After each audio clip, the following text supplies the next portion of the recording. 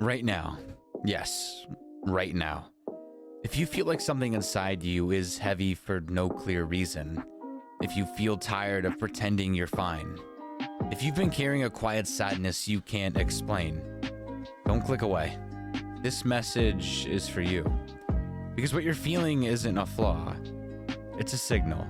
And today, I want you to hear something that might change the way you've been fighting yourself your entire life. It's okay to not be okay. Sometimes you're just sad, and that's okay. Not everything needs a diagnosis. Not every low moment means you're broken. Not every quiet ache is a sign that your life is falling apart. We live in a world that treats sadness like an emergency, like something that must be fixed immediately, hidden quickly, or drowned out with distractions. But sadness isn't the enemy. Resistance to it is. The moment you stop treating your emotions like a problem to solve, they stop controlling you. The moment you stop running from sadness, it loses its power to chase you. It doesn't mean you're weak. It doesn't mean you failed. And it definitely doesn't mean this is the end of your story. It just means you're human. The faster you can recognize that it's okay to be sad sometimes, the faster sadness stops taking control of your life, and you take control of it.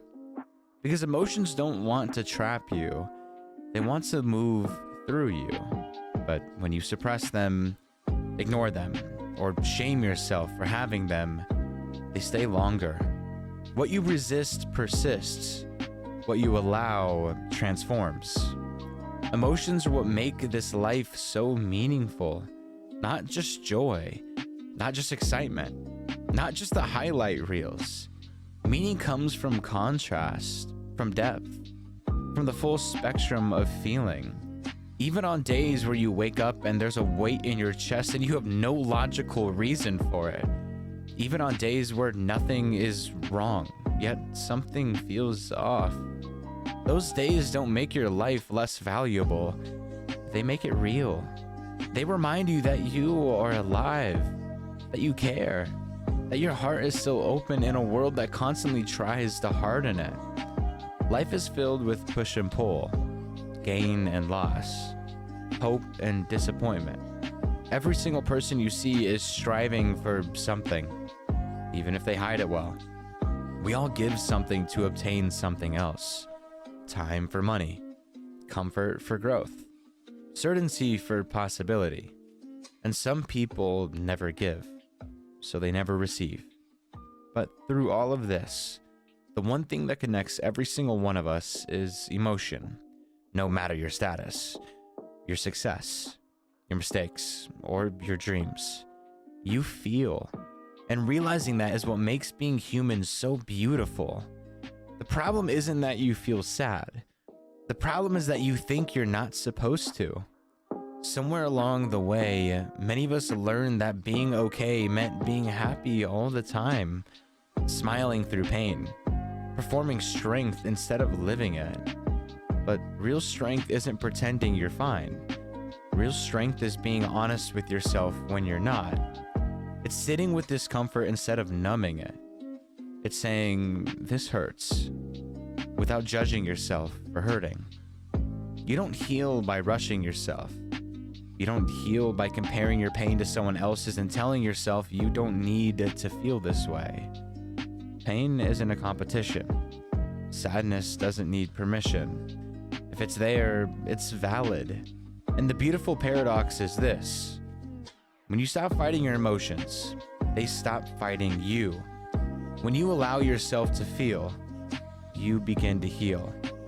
There is nothing wrong with having days where your energy is low, where your smile feels forced, where your thoughts are heavier than usual. Those days don't erase your progress. They don't undo your growth. They don't mean you're going backward.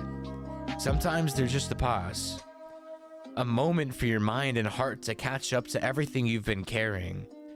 Sometimes sadness is your body's way of asking you to slow down, to listen, to be gentle with yourself for once. You are not behind because you're struggling. You're not broken because you feel deeply. In fact, feeling deeply is often a sign of strength.